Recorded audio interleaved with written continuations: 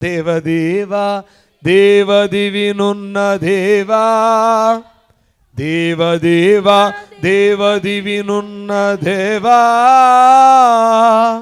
పావన స్తోత్రములు పరలోక దేవా, దేవా పావన స్తోత్రములు పరలోక దేవా, దేవా. ఎక్కడున్నాడు ఈయన? ఉన్నత లోకాన సన్నుతులు కొంటూ ఉన్న ఈ దేవాది దేవుడే దివిలో ఉన్నాడు, పైన ఉన్నాడు. కానీ కిందకు వచ్చాడు ఎవరిని పిలవడానికి? మానవులమైన మనలను తన రాజ్యమునకును మహిమకును మిమ్మును పిలుచుచున్న దేవునికి. దేని పిలుస్తున్నాడమ్మా? తన రాజ్యమునకును మహిమకును మనల్ని అందరినీ పిలుస్తున్నాడు. తన రాజ్యములో ఉండాలని పిలుస్తున్నాడు. తన రాజ్యమునకు హక్కుదారులుగా ఉండాలని పిలుస్తున్నాడు. మొదటి ఆదాము ఏదైతే కోల్పోయాడో ఆ మహిమను మరలా అందించడానికి మహిమ కుమారునిగా, కడపటి ఆదాముగా ఆ పోగొట్టుకున్న మహిమను ఇవ్వడానికి మనల్ని పిలుస్తున్నాడు.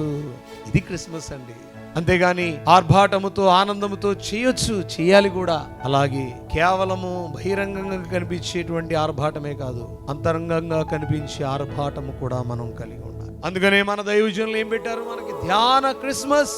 ధ్యానము చేస్తూ ఆయన్ని చూడాలి, ఆయన్ని ఎత్తుకోవాలి, ఆయన్ని ముద్దు పెట్టుకోవాలి, ఆయనకి జోలపాట పాడాలి. ఈ విధంగా ధ్యాన క్రిస్మస్ మనకి ఏర్పాటు చేసి ఉన్నారు కదా. అందుకని లోకంలో ఉన్నటువంటి వారందరి నిమిత్తంగా అంటున్నాడు కదా, ప్రయాసపడి భారం మోస్తున్న సమస్త జనులారా నా యొద్దకు రండి, నేను మీకు విశ్రాంతిని కలుగు చేస్తాను. ఎవరిని రక్షించడానికి? మనల్ని రక్షించడానికి మాత్రమే ఆయన పిలవడానికి ఈ లోకానికి వచ్చినటువంటి వాడై ఉన్నాడు. ఆ పిలుపుకు మనం లోబడిన వారమై ఆయన దగ్గరికి రావాలి. పిలవని పేరంటాలకు ఎవరైనా వెళ్తారండి?